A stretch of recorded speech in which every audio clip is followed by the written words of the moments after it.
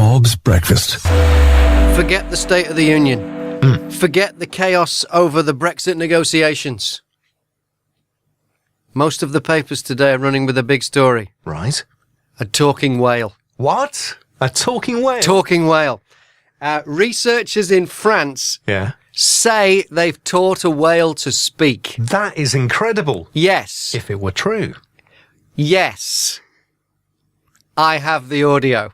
Wow. Okay, I can't wait to hear this. Now, this is the actual... I haven't made this up as a comedy piece. This is the actual audio of the talking whale. Okay. The first thing about this story that doesn't make sense, it's a 16-year-old whale called Wiki. Mm-hmm. Wiki has lived in prison. They imprison these whales and make them perform and do experiments on them. It's deep down, it's a terrible story.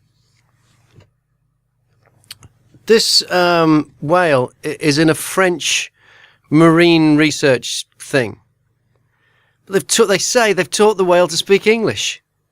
Like, why would you do that? Really? Yeah, exactly. Now, first of all, the cynical side of my brain says, I wonder if this whale is just making random noises and they sound more like English than French. So they've decided to say that they've taught the whale to speak English. Yeah. Okay. Okay. Now, when I first heard this, I couldn't believe it. I thought, wow, this is what I first heard. Hello? And I thought, my goodness. That's incredible. Turns out that's the keeper. Oh, right. Okay. But that was the first thing I heard. Yeah. I mean, that would have been good. Yeah. No, the keeper talks to the whale and then the whale replies. Okay. Hello? And they reckon this is talking. Can I hear that again? Okay. Hello? It's just making a whale noise. It's just making a whale noise. Yeah. Okay, so they go on a bit more. Hello? Yeah, I mean, it's got the tone. It's not hello. No, it's not. It's... Hello?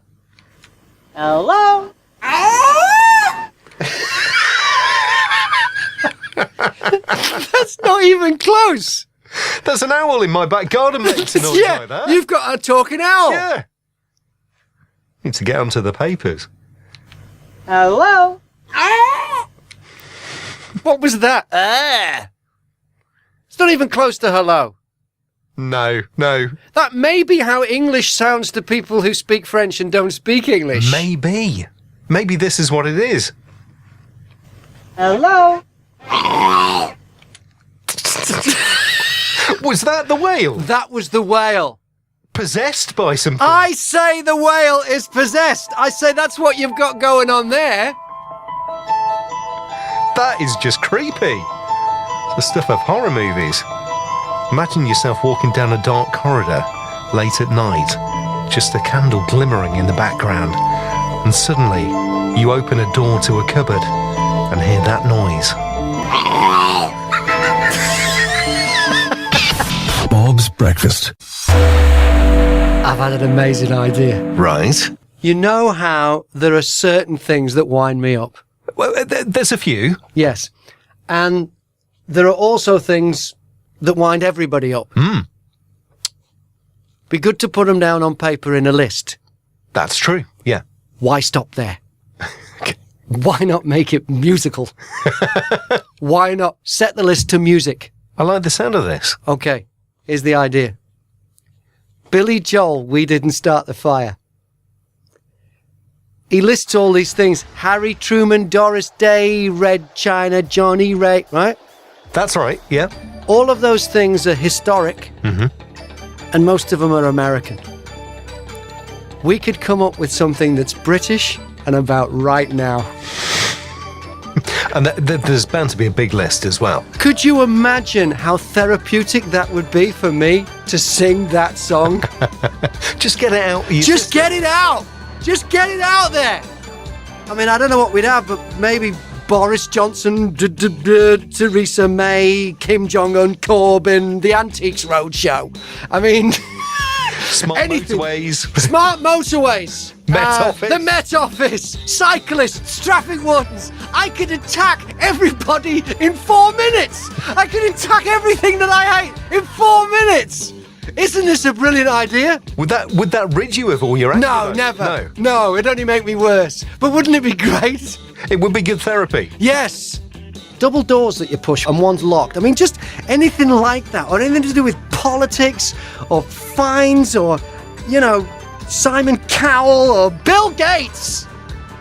I mean, 4 minutes might not be long enough. I think we might need to do an extended version. We might well do. But if there's just some stuff that either you've heard me whining about train fares, or there's something that's getting up your nose. Rude sales assistants. Oh! You can start calling in with them, and we'll start putting this thing together. We'll start the construction of the greatest protest song ever written. It's Bob. We were talking about skiving this morning. When you've shirked and got away with it, what have you managed to get away with? Bloke on the phone doesn't want to be named, wants to be anonymous. That's probably wise. Yeah, I think so. Because this is something you were up to on the night shift? Yeah, years ago working at Luton Airport, I used to sneak out to a woman's house. Who did? You did? Yeah. Right, okay. So, on the quiet, when you're supposed to be at work, you snuck off to someone's house. What for? Maybe a cup of tea. Cup of tea? Cup of tea. Yeah, cup of tea, yes. That's all it was, cup of tea. Yeah, one night I was late back to work, so... Oh, were you? Wow. Yeah, I got a second cup, so... Right, okay, right, yeah. Right, and you never actually got sprung? A couple of colleagues knew. Oh, right, but you never got... No, but work never said anything that, So you're actually on the payroll, and you're actually on the job? On the job, yes.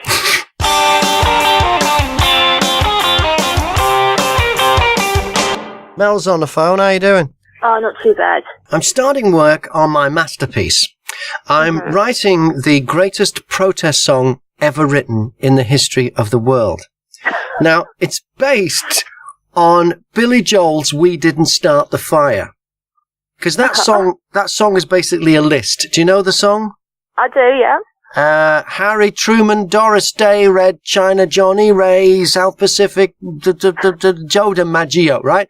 All of those references are, they're like American and historic. I want them to be British and about now. So I need a list of things that wind me up, which isn't difficult. I've already got quite the list.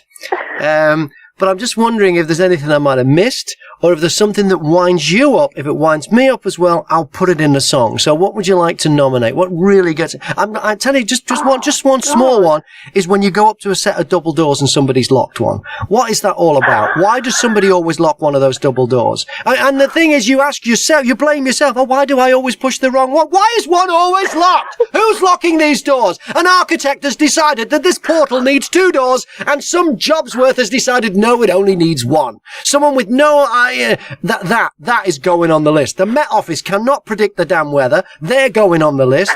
I'm having Theresa May and Boris Johnson and Jeremy Corbyn. They're all going on the list. What else should be on there? You're very ready, aren't you? Yes, I am. And this will be therapy for me to get it all out there. So what should be on the list, Mel? Glitter. Glitter? What's wrong with glitter? It's on everything. It's on everything, and it's a blinking nuisance, and it gets in everywhere. Glitter! Don't need it. Gotta put glitter in the song. Right, let's get glitter in there. All right, thank you very much, Mel. World's greatest ever protest song. I will have it written by the end of this week. I can't wait. Bob. Yeah, these railway protests, I say right too. It's only right. I can't see it making much difference, but it is disgraceful, isn't it? They go up every year, and the service gets worse. The trains get later, and if you're the most loyal passenger, the most loyal customer, you get treated the worst. You're charged the most, and you don't get a seat. 5 or 6 grand people are paying for their season tickets. Yeah. Whereas, like the airlines, it's the other way around. If you are the most loyal customer, they put you in their frequent flyer club. You get free flights, you get discounts, you get upgrades, you get all sorts of things if you're the most loyal customer. On the trains, if you're the most loyal customer, you get treated like dirt. Yeah.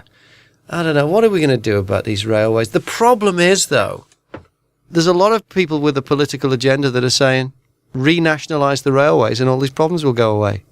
Does anyone remember British Rail?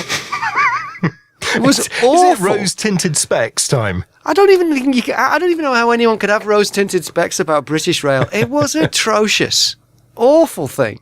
It's funny, actually, because I think a while ago this was being talked about, and they went out and spoke to different people in the street who used to travel by British Rail. And they started off by saying, oh, it was wonderful. It was amazing. Really? The trains ran out. And then suddenly they presented them with sort of 3 or 4 facts. Yeah. And they go, oh, yeah, actually. Including them being more dangerous. There have been fewer accidents since we've had privatised railways. Yeah.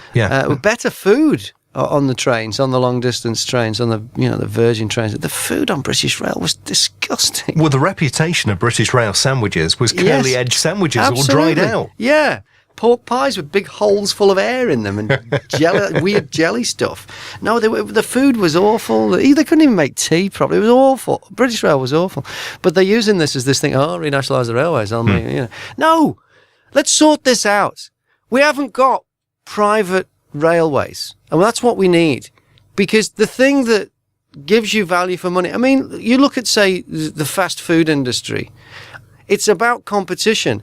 And it's so the customer, it's like you go to a fast food place. You can have a meal for less than £5. Just because there's so many of them and all the rest of it. It's competition. If you nationalised all food suppliers, you'd be paying about £12 for lunch. Or if you just said that different companies can bid to be the supplier of food for this region, because that's how the railways are run. We need private railways. There needs to be a choice of trains you can get. You can get the 601 to King's Cross, which is run by this company, which will guarantee you a seat, and you'll only pay £3,000 a year for your season ticket. Or you can get the train that comes 20 minutes later, which is run by this company, where you'll have to stand up and pay £5,000. Which one do you think is going to be the successful operator? Instead of giving them we're just divvying up monopolies. That's not privatisation. Look, nationalisation doesn't work. British Rail was awful. Forget it. What we've got now is being sold as privatisation, but it isn't. It's just giant monopolies given a region and a licence to print money in that region and to treat you like dirt. They're doing the right thing by protesting. It's a start. But you need to have an answer. You can't just protest and say this isn't good enough. You've got to say what the solution would be. And here's an alternative for you. Why don't you campaign for proper privatised railways so that you've got a choice of different train operators running on the same lines, running the same routes, just at different times? That's the only way the service will get better. And it's such a good idea. And you only need one of those train operators to kind of wave 2 fingers at the other 2 and say, right, we're doing cheaper prices. We're doing free cups of tea, We're doing more seats, we're guaranteeing more coaches, whatever it is, and it will change. That's the only answer. So protesting is right, but please, will somebody protest and ask for this? Here we are. Bob's Breakfast. Gillian's on the phone. She wants to know about the latest Bob Shop deal. Well, it's 50% off as usual. It's £50 to spend at Choppy's Steak and Fish Restaurant in Ware for just £25. So thanks. Oh, Gillian, while I've got you on the phone, I'm writing the ultimate protest song of the things that wind you up. It's going to be based on Billy Joel's We Didn't Start the Fire. What do you think should be in this song? What gets on my nerves? Oh, do you know what? When I'm sitting at a table and I'm talking to people and they're sitting there tapping their fingers on the table that I'm resting my arms on, and it's tap, tap, tap. No regular pattern, nothing like that. Right. And it's just one of those, it starts going through my body and I feel my whole body starting to tap and starting to shake. And in the end I have to say, please can you stop tapping? And do you say, please can you stop tapping? Or do you say, please can you stop tapping? Well, it all depends who it is. Oh, I If see. it's somebody right. I don't know very well, I might say, could you please stop tapping? Yeah, that's If right. my other half, I'll say, It's weird, isn't it, how we are more polite to strangers than people we know. I know. It's just weird. Yeah. I don't know if I can accept that. I'm gonna have to think about Yeah, that I know. one. That's what I said. You just caught me. I've only not long got out of No. it It is a totally legitimate thing, but you see, I want this. Something linked to a song. No. It doesn't have to be linked to the song. What it is, it has to be something that winds you up, but it also has to be something that winds me up as well. Because I've got to. Something that winds both of us up. Yes, you see, because I've got to sing it with the passion it really. I can't be just being wound up on your behalf. You know what I'm saying? Right, and I don't know if okay. I've ever had that where people have been tapping on the table Hang that on I'm a minute, leaning my on, husband- and it's. My husband's just coming up with something. What did you say, John? Heart radio, he said. Oh. Heart radio winds me up. It really The amount of adverts that they put in there and the repetition of the songs. And for me, the worst thing about listening to Heart, and I only do it accidentally. It's like whenever if I'm going somewhere to get my hair cut or something, you have to wait somewhere, and some brain dead person has got it on in the background. Is that between the song? I mean, they play the songs and they play lame songs. Let's face it. Yeah. Between the songs, they've got nothing to say. They never say anything. They talk. They talk, but they don't say anything. This is hard. This is hard. Yeah. I wouldn't put it down and talk. They waffle. They waffle, yeah, and you just think, oh, shut up and put a song on, because they've got nothing. Got nothing to say. When they do put a song on, it's something that they played half an hour ago. Yeah, and it's something that you didn't want to hear twice anyway.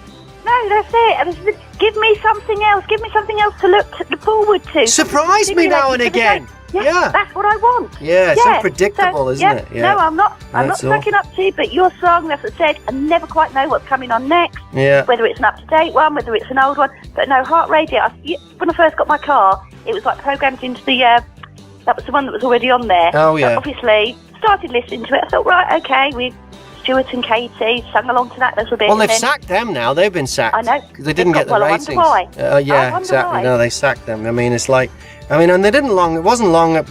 She hadn't been there that long. It's just and I don't know whether the new fella will last that long. I don't know. Good luck to him. But he's. You can't win the derby if you're riding a donkey.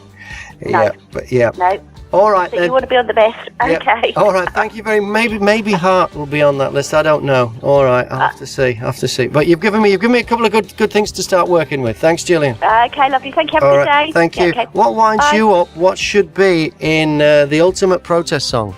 Things that wind us all up. 01438 422 106. It's breakfast on Bob.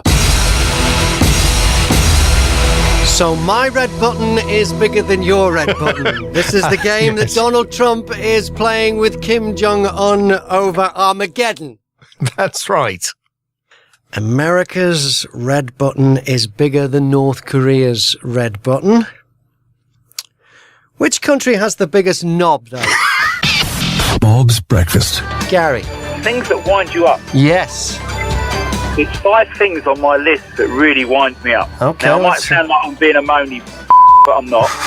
Yeah. The A602. Yes. The massive definite. Yeah. The Stevenage traffic. Yes. The A1M. Yeah.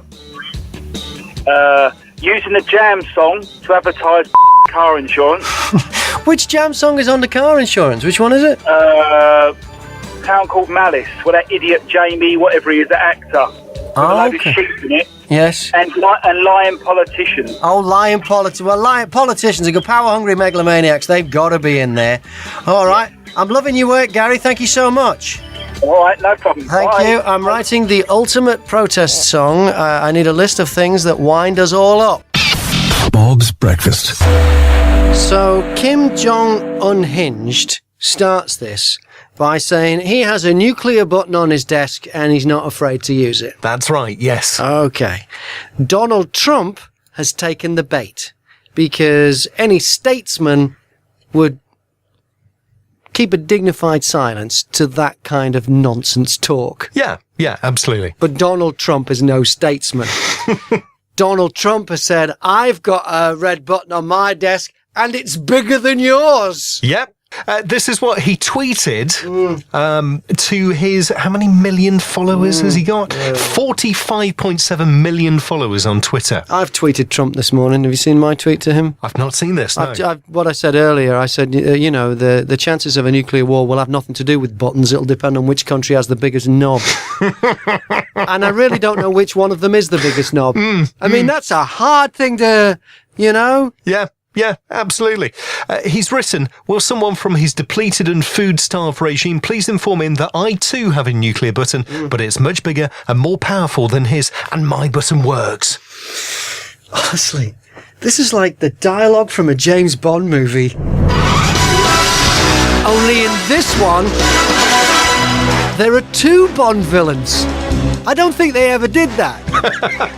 Did they? 2 people stroking furry cats, spinning round in the chair, cackling. With a giant button that can destroy the world if they don't get exactly what they want. 2 power-hungry megalomaniacs. Even Ian Fleming could not come up with something as ridiculous as the situation we're in now.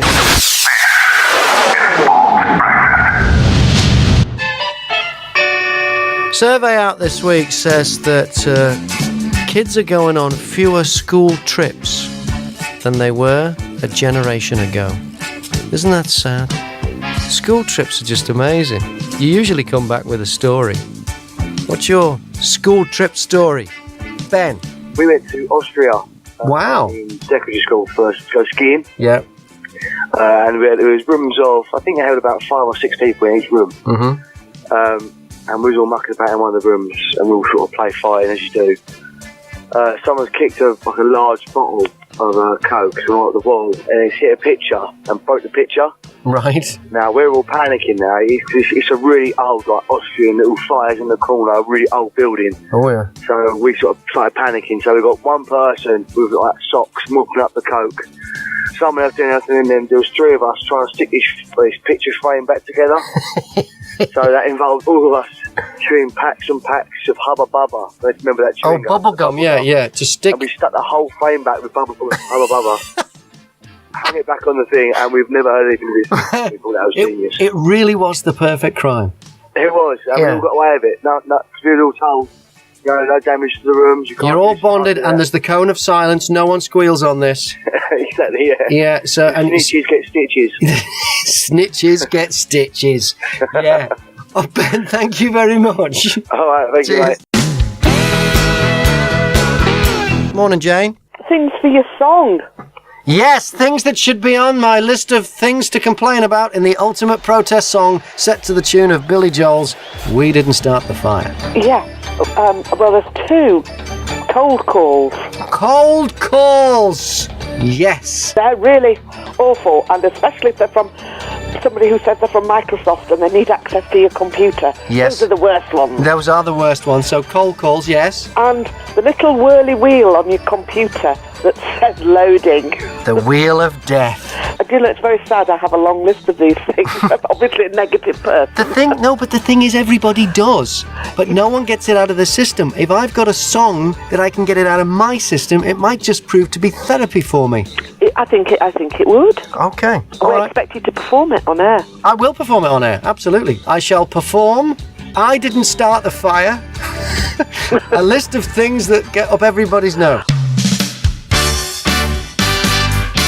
Now, Lana Del Rey, listen to this song. This is it's a song called Get Free. This is my commitment, my modern manifesto. Sounds a lot like Creep by Radiohead. So very special.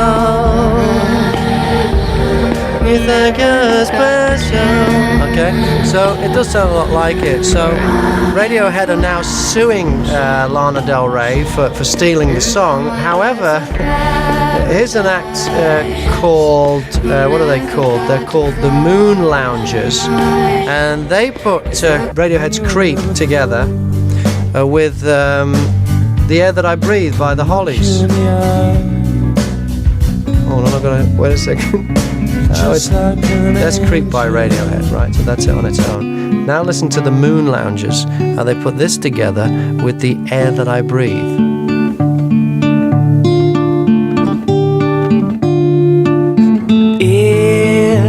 I could make a wish, I think I'd pass. Can't think of anything I need. When you were here before, no cigarettes, no sleep, look you in the eye. So as you can hear, Radiohead, who are now suing Lana Del Rey for stealing their song, stole the song that they're saying she stole. In fact, there was a lawsuit, and Albert Hammond and another fella who I can't remember the name of, who wrote the song for the Hollies, they get half of the royalties of Creep from Radiohead. Mick's on the phone. Morning, Graham. I was laughing at that thing with Radiohead. Yeah? About 6 months ago, we was having a conversation with my brother and his wife. Yeah. And his wife was saying about how different our music tastes are compared to, with brothers and that. And my favourite song of all time is Creep by Radiohead. Right. And he was saying things like, he's into all the 70s stuff and that. And he actually said to me that one of his favourite records of all time is The Air That I Breathe by the Hollies. Not realising that we both like exactly the same song. Exactly the same song. But the bizarre twist in this is the Lana Del Rey song now. Radiohead are suing Lana Del Rey because they're saying she stole Creep. They stole it in the first place. Yeah, well, when you put them together like that, I thought to myself, that's quite weird, that is, because they're exactly the same, aren't they? Exactly the same, yeah. So we haven't got the wrong taste in music, we've got the same taste. You've got exactly the same taste in music. And if you get someone who's younger than the pair of you that says, you know what, I really like Lana Del Rey, I don't like the Hollies, and I don't like Radiohead. Yes, you do! Bob's Breakfast. Gillian, what winds you up? Watching these young lads of today walking around with their tracksuit bottoms or jeans halfway down their bottom. It is not a very nice sight walking behind them and seeing their either designer pants or not so nice designer pants. Yeah, we should adopt one of the campaigns to stop these kids going on drugs.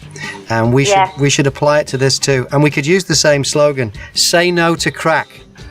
Yep, I don't want to see anyone's crack. Yes, thank you very much. Bob. Is Theresa May the weakest Prime Minister this country has ever had? I couldn't possibly say. I have to remain neutral. Of course you do, because you are one of the finest broadcast journalists in the world, and certainly the most awarded one in Britain. I'm not joking about that either, by the way. But listening, Chris Hubbard continually wins Independent Radio News Awards. So if you're not listening to the news from Chris Hubbard, you're listening to the news from one of the losers. All right, let's just get back to the story. So Theresa May. Now, leadership. I think Napoleon defined leadership the best when he said, a leader's job is to define reality and give hope.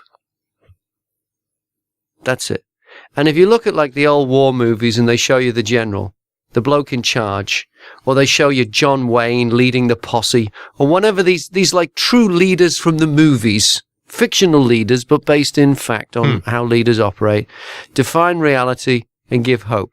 At some stage in the movie, they give a speech, maybe over a map or in a war room, or they go, or it's a British war movie. It's like, look, chaps, this is what the situation is. Yes.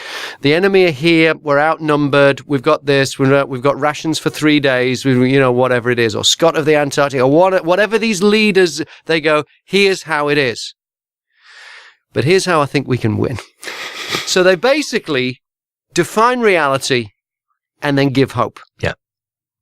To me, that is the greatest example of a leader's job. Define reality.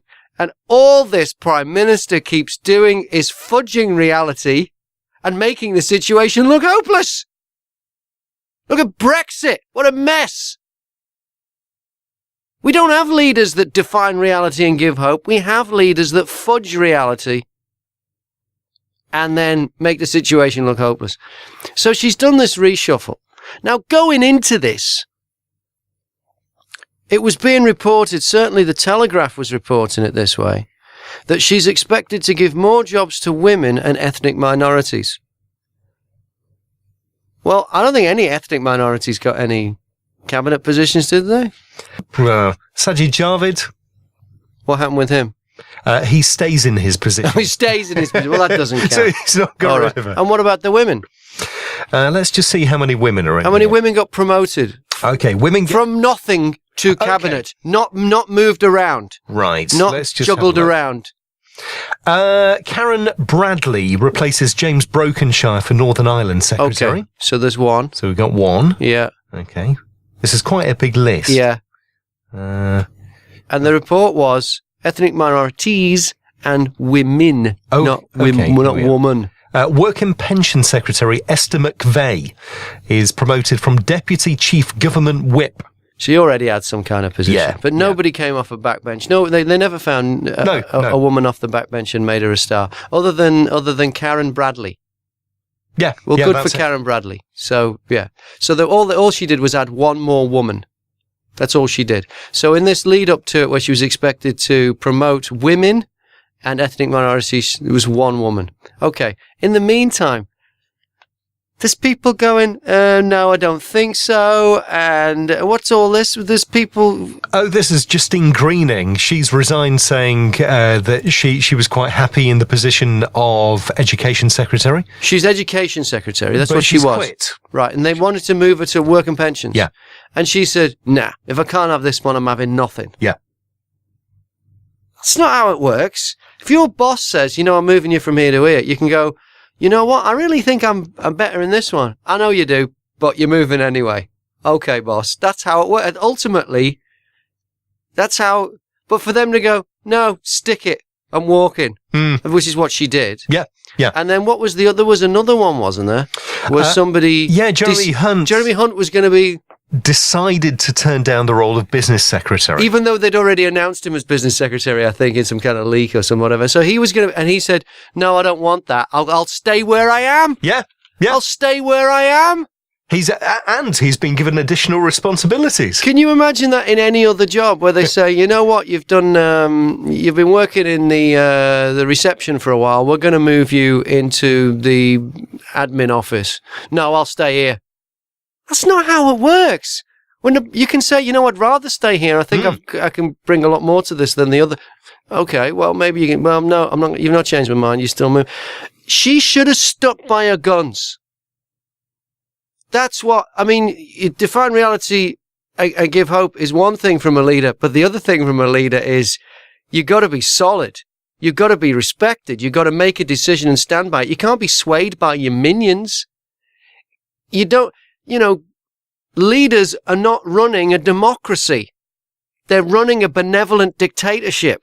Because she obviously had someone else in mind to offer Jeremy Hunt a different position. Yeah.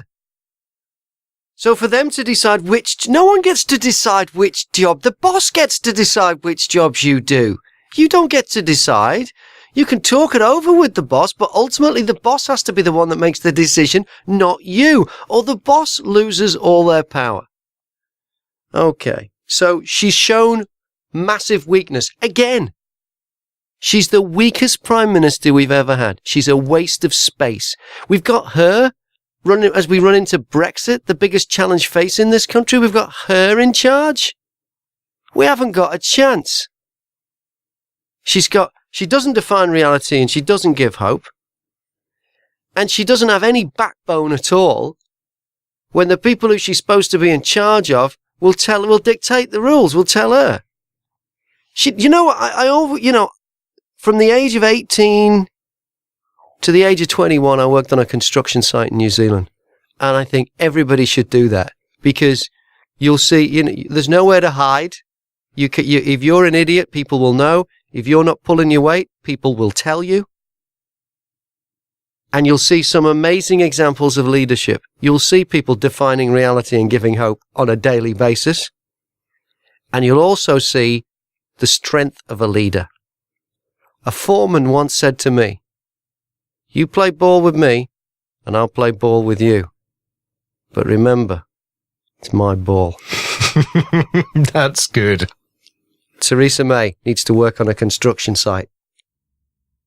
She's got no future as our Prime Minister. Because she's got no balls. I went back to school yesterday, Did you? Yeah, I went to a really good school. I went to Pear Tree Spring Primary School in Stevenage. You been there? They're good kids. I have spoken to them in the past, actually. Have you? What did you speak for to a them news about? interview. It was one of their chefs has been voted Regional Chef of the Year. Wow. School Chef of the Year. Wow. So the children there have got some really decent school grow-up as well. They've got their own radio station. Have they? Yeah. Oh, no. It was really... They showed me it yesterday. I was invited... Jacqueline Massey. Oh, I've given away the teacher's first name there. Oh, I'll never do that. No. Anyway. You know when we were at Maplin? Yeah. When we had the grand opening of the new Maplin? She came to see me and she told me about the kids in the radio station and she invited me to go down there. So I went down there yesterday. Had some really good fun.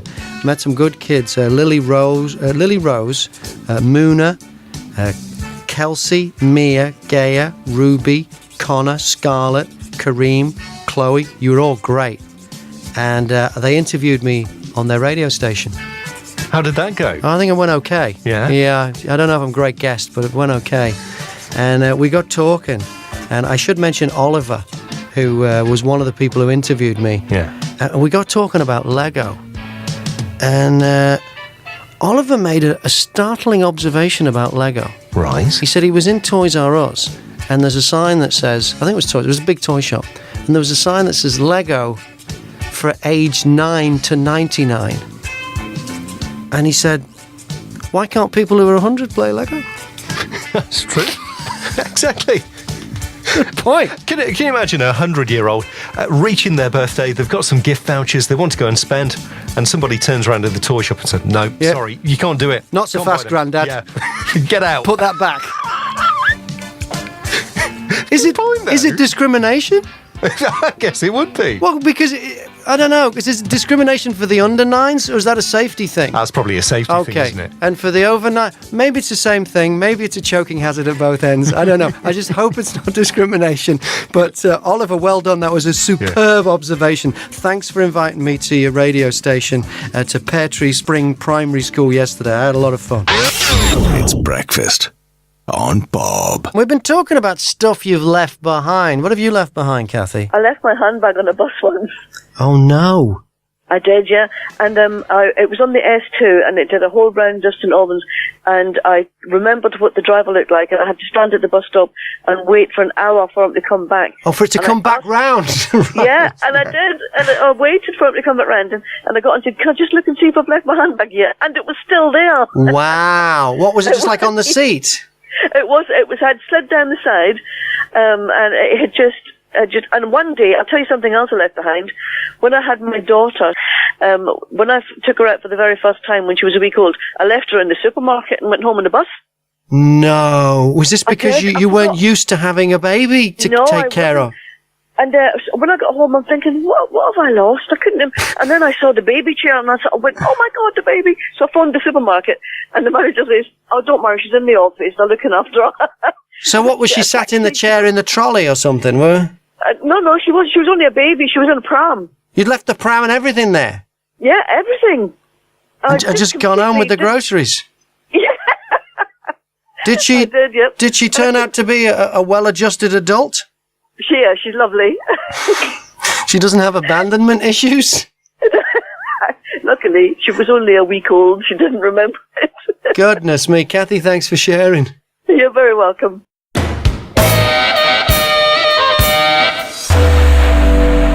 Free speech is under attack in Britain again, Chris. It is. Less than a week after I was forced to apologise to the Prime Minister for saying that she was weak, Ben Bradley, the Conservative Member of Parliament for Mansfield, has been forced to apologise for a blog he wrote in 2012. Here's what he wrote. Sorry, but how many children you have is a choice. If you can't afford them, stop having them. Vasectomies are free. He went on. Families who have never worked a day in their lives, having 4 or 5 kids and the rest of us having 1 or 2, means it's not long before we're drowning in a vast sea of unemployed wasters that we pay to keep. Well, what's wrong with saying that?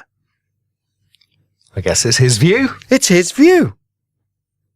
Makes a lot of sense to me. We voted for Brexit. And that was all about immigration. The fear of migrants putting too much stress on resources like housing, social services, and the NHS. Well, that's exactly what these people are doing with their out-of-control breeding, isn't it? And all he's doing is pointing that out. Really don't see what the problem is. It's another attack on freedom. Freedom is all about choice. Like, if you don't like what I have to say on the radio, you're free to go and listen to somebody else. And if you don't like what Ben Bradley has to say, you don't have to vote for him. I think the problem is, because last week Ben Bradley was a nobody, but in the reshuffle he's been promoted, and now he's the vice chairman for youth. So that means the opposition politicians, now that he's become a bit more important, they can have a go at him. And they have. Cat Smith, the Labour Shadow Minister for Youth Affairs, said, "These repulsive comments expose the Tories' disgraceful attitude towards unemployed people." And the Liberal Democrat MP, Layla Moran, said, "It beggars belief that someone who has shown such contempt for young people who are out of work has been tasked by the Prime Minister to improve the party's appeal with young voters." Okay. So Ben Bradley is the Conservative Vice Chairman for Youth. It looks like Cat Smith and Layla Moran are fighting it out for another important role. Commandant of the Thought Police. It's Bob. Dumb things your parents say, or dumb things parents say, because you might be the parent who said it. Sherry. I come from South America, and my parents used to tell me, because this guy used to walk past with a bag, a Hessian bag on his back, and he said, my parents said, if you're naughty, that man will come in the morning and collect you to take your head off, because in that bag were little children's heads. That's horrific! But true. And you would actually see this bloke carrying this bag? Yeah, what in fact he had done is he'd been and collected his coconuts, and he was on his way to the market to sell them. Right. But I didn't know that. So it's very believable that the Hessian bag, yeah. What a horrific thing to tell a child. Well, there you go. Did it work? Did you behave? I bet it did. I was always a good girl. Oh, well, there you go. Always a good girl. It's the end of an era. The annual cheese rolling race in the village of Stilton has been cancelled. Oh, no. Yeah. I mean, this has been going on years. It's because cheese rolling, would you believe it, is no longer seen as cool. This is what the organisers... What has this world come to? When rolling a cheese is not seen as one of the cool... Is this the place in Gloucestershire where they do it down the hill and people get injured? It's in Cambridgeshire. Oh, right, so this is a different one, yeah. Yeah. Oh, I see. So this is a more sedate one, I bet, if it's in Cambridgeshire. That's right, yeah. Quite possibly. Yeah. They've also cited health and safety reasons, rising costs, yes, underage drinking, all linked right to the cheese rolling event. Oh, right, it's quite... This is debauchery. Like debauchery. You're going down the cheese rolling? Yeah. Get your booze. Yeah. It's been held every year since the mid-20th century. You're not Stilton anymore. I mean, does it get rowdy at the cheese rolling, does it? Well, clearly. I mean, they like you say, they hold one in Gloucestershire as well, but this one in Cambridgeshire is going to be cancelled. They said in 2017 there were only 2 teams registered, so there are only 2 teams taking part in this, but they need... They do it as a team? Yeah, they do it was an individual sport, rolling a cheese. Team.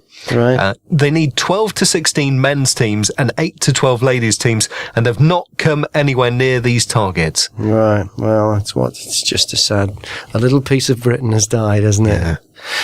Yeah. It's not, maybe they should just look at what they've achieved. Because how many years were they rolling the cheese down the thing in Cambridgeshire where they've cancelled it now? They said the mid-20th century. So... The mid-20th. I wonder when the mid-20th that century. Yeah. When's that? That's the 1950s. Yeah, well, this is what I thought. I mean, it's clearly not been as old a tradition as we thought. No. Let's have a look. The mid-20th century does make it sound like a long time ago, and then you go, wait a second, that's the 1950s, isn't it? Let's have a look. The Stilton Village website, cheese rolling. Yes, when did it start? Let's have a look. This is probably the wrong Stilton. Since 1955. They just say the mid-20th century. That's the 50s. Yeah, but it's not even that long ago. This is it. When you look at some of the photos, I expected when I saw this to see, I don't know, people in Victorian garb dressed up, rolling cheese down the hill. Yes. It's somebody in a 1950s outfit. Yeah, exactly. Yeah. Rolling a cheese across a school playground. Yeah. It's a school. It's not even a hill. It must be going down a hill for the cheese to roll. Well, I don't know. Maybe that's why it's just so. Maybe there's a degree of difficulty to the one in Cambridgeshire. The cheese rolling there. Well, but then bizarrely, there's conflicting reports. This is from a few years ago. Yeah. The cheese rolling attracted about 2,000 people. Yeah. This was only in 2014. So sometime between 2014 and now, there's been a steep decline in cheese rolling fanatics. Right. So what has come on in, because at one stage they worked out that the birth rate had dropped at some time in the early to mid 1970s, and they kind of put the blame on Match of the Day, I seem to remember, on a Saturday, being on a Saturday night. I don't know if that was true. So there must be something can we get to the bottom of it? Can anyone work this out? What happened in 2014 that we didn't have in 2013? So they're saying in 2013 it was still quite popular. So it was 2014. There's an article here from the Stilton Community Association. It attracted about 2,000 people to 2014. But in 2015, since then it's been in decline. Yeah, it's been in decline. Okay, so something came along in late 2014 or 2015, and it's taken people's attention away from cheese rolling, which had been going on since the mid 20th century. Oh, I've got a date for you here. Okay. 1959. There it is. Only just the 50s. Yes. Yeah. Just in there. It's not been going that long. Well, seemingly.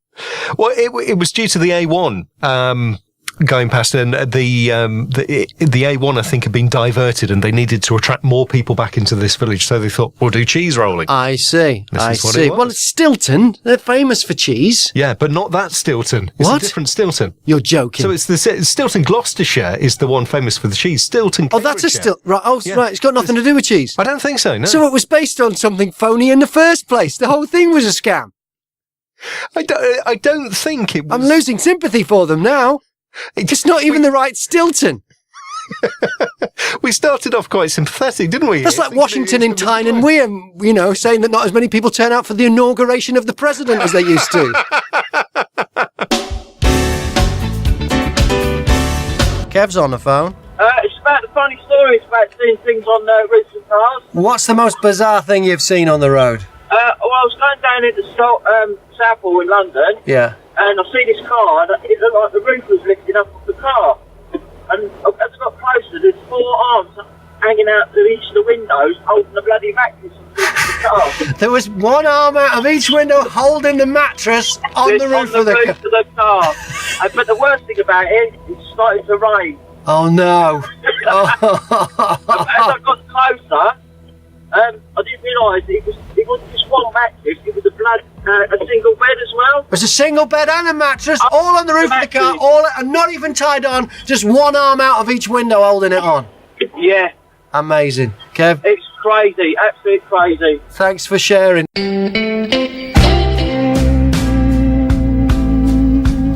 In a story of coincidence, a couple have got married 40 years after they were born in the same hospital on the same day.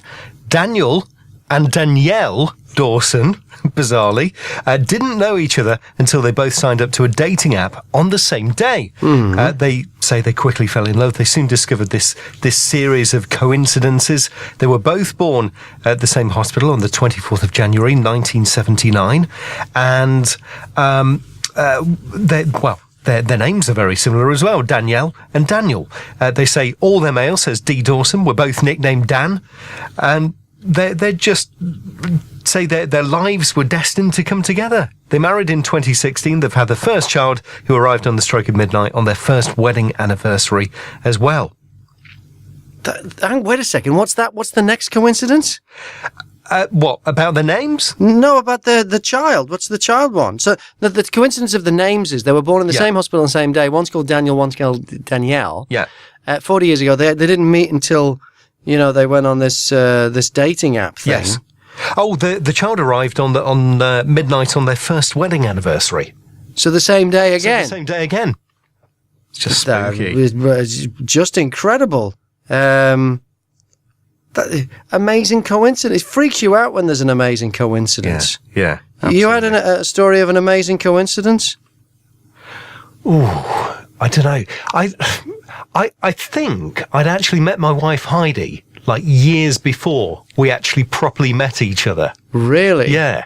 I think through a mutual group of friends, we were actually sat in a pub at the same time. Yeah. Literally on the other side of the table to each other, but didn't talk to each other at the time. Then it must have been about 7 or 8 years later. Yeah. Because we were talking and saying, what, you were in the pub on that day as well? And it was too coincidental. I had one that freaked me out. There was a bloke that used to listen to me at a radio station in Birmingham called Paul the Teacher. And he'll be listening right now. He listens online to every radio station I work on. And I worked at a radio station in Bournemouth, and we did an outside broadcast from a Suzuki dealer. And when you do an outside broadcast like that, if somebody wants to phone in and go on the radio, there's no good them ringing the Suzuki dealer that you're at. Yes. They have to still ring the radio station. Well, this guy misdialed, thought he was ringing the radio station, rang the wrong number. But the wrong number he called that morning happened to be the Suzuki dealership we were doing the show from that morning. Whoa. I've got tape of it. This is proof. This is from about 2005, 2006. Are you ready? Yeah. We're live from Horizon Suzuki on Ringwood Road in Parkstone. And something freaky has just happened. Paul, the teacher's on the phone. Good morning, Paul. Yeah, good morning, Graham. Now, do you want to explain what's just happened, or should I? Well, I came downstairs as I normally do, and I haven't logged on this morning to listen to you on the internet. That's right, because you actually listen to the show from Birmingham. Yeah, anyway, I dialed blind, and I just dialed in the number, and I thought I dialed 01202 234 000.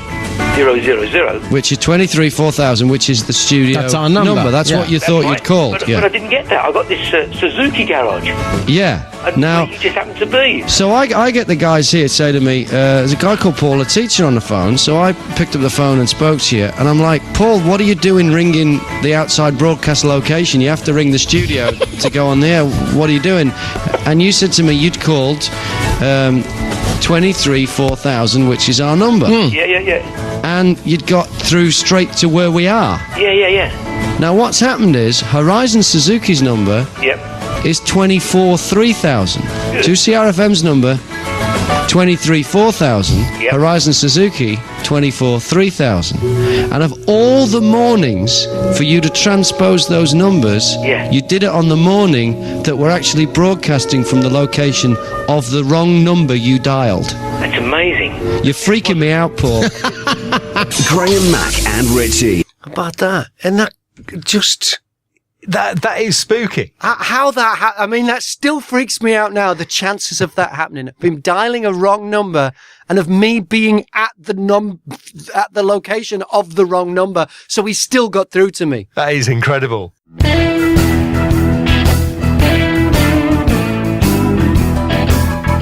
Now, children these days have become used to having a digital assistant at their beck and call. Mm-hmm. You shout for Siri, you shout for Alexa.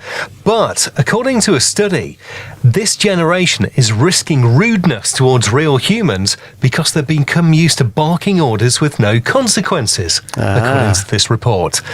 So figures show 42% of children aged between 9 and 16 use voice recognition gadgets at home. The most popular option is Siri. That is the most popular one. But Siri's rubbish. We've talked about this before. Hey, Siri. See? Nothing. No response. Siri, not even talking to me. Why aren't you talking to me this morning? Is that what you think? Yes, I think you've decided to not talk to me this morning and I don't know why. Tell me why. Nothing. No. It's just rubbish. She's giving you the silent treatment. Hey, Siri. Are you giving me the silent treatment? Sorry, Graham. I don't really know. You don't know anything, do you? Are you giving me the silent treatment? Who, me? Yes, you, cloth ears. Sorry, I can't manage clocks here. You can do it in the clock app. Good morning, Mick. You on about coincidences? Yeah, what's happened?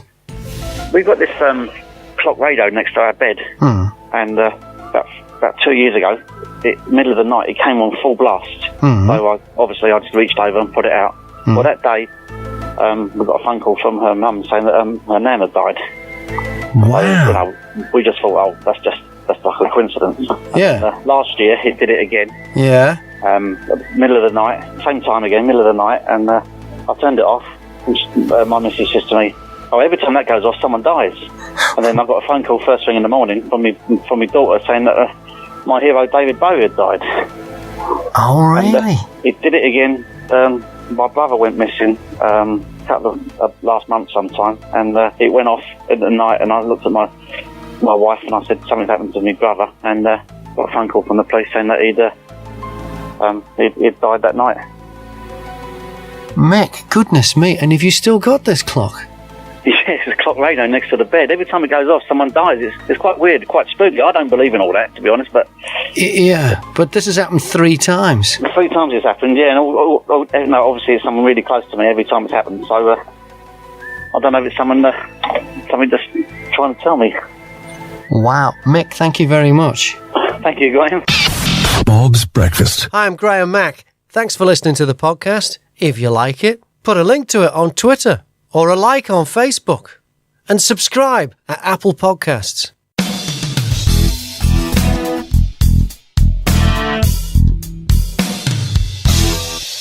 And we got another story this week about young people not being able to do basic things like changing a light bulb, changing a tyre. What else is there that young people don't seem to be able to do that they should be able to do? Badger.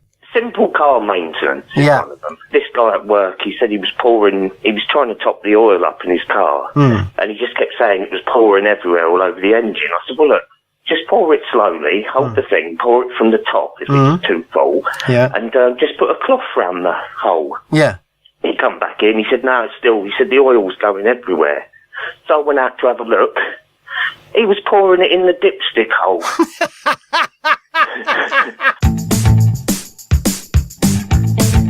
The Camel Beauty Contest in Saudi Arabia has been rocked by scandal after 12 of them were disqualified because their owners had used Botox on them. Prize money for the Miss Camel competition runs into millions of pounds. Thanks a lot, Chris. And good news for Katie Hopkins. She won second prize in that Camel Beauty Contest. Oh no, he's back on the phone. Mark the Shark. This is a bloke who used to listen to me when I was on the radio in Birmingham. Now he stalks me online, listening to my every word on every radio station I'm on. And now and again he calls up. I think he believes that he's mission control for this show in some warped way. He's not quite right. He just exists in his dirty council flat on the outskirts of Birmingham, listening to this show and complaining to himself. Shark. Frank Skinner, how are you? What are you on about, Frank Skinner? What are you talking about? You're sounding more like Frank Skinner as you're singing in a microphone in the studio.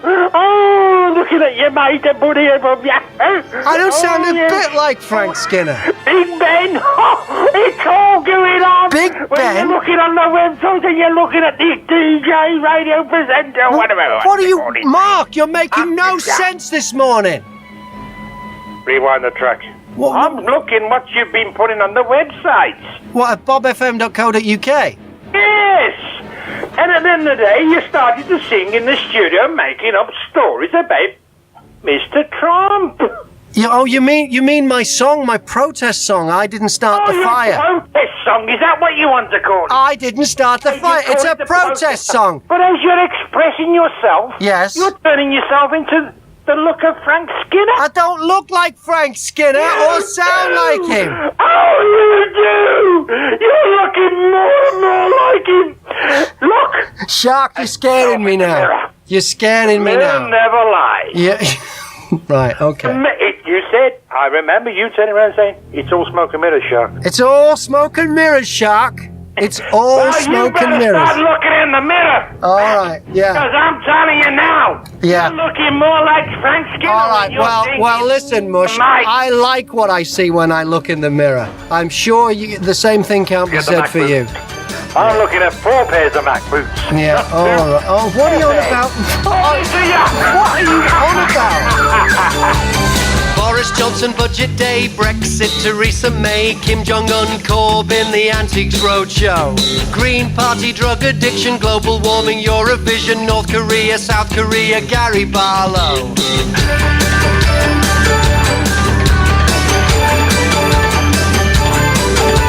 Cyclists, shotgun, sugar tax, Kardashians, Bake Off, CSI, Rupert Murdoch, price of Sky, Russians in a submarine, England's got an old queen, Barcelona, liberation, Catalonia, goodbye. I didn't start the fire, it was always burning since the world's been turning. I didn't start the fire, no, I didn't light it, but I tried to fight it. Simon Cowell, Microsoft, Bill Gates, petrol cost, Daily Mail, TV's in jail, Irish border block. .com, Bitcoin, traffic wardens, Macron, girly men, Westminster, fixing Big Ben's clock. Parking fine, Brill cream, city's got a winning team, Prosecco, Rocket Man, Donald Trump, Euroland, Barbie dolls, bank interest, train fares, bad breath, steeplechase, horse race, boat team, McBoatface. I didn't start the fire, it was always burning since the world's been turning. I didn't start the fire, no, I didn't light it, but I tried to fight it. Little shop, bomb crack, scented candles and a rack, fly, tipping samurai, stealth taxis on the slide, space station, shopping mall, David Beckham, conference call, congestion charge, diesel cars, carbon dioxide. Shopping trolleys, dancing bears, lab monkeys, fun fairs, pubs turning gastro, government funds a quango, smokers, herbal tea, childhood obesity, double-deckers disco, Beatles song by Elbow. I didn't start the fire, it was always burning since the world's been turning. I didn't start the fire, no, I didn't light it, but I tried to fight it. Smart motorways, rat runs, IVF, gastric bands, fill-ins, built-ins, power of persuasion. Saudi Arabia, political megalomania, raw fish, tax men, the Pope and the Vatican, the Wailing Wall, free flight check, boob jobs on the NHS, railway, home and away. What else do I have to say? I didn't start the fire, it was always burning since the world's been turning. I didn't start the fire, no, I didn't light it, but I tried to fight it. I didn't start the fire, it was always burning since the world's been turning. Bob's Breakfast.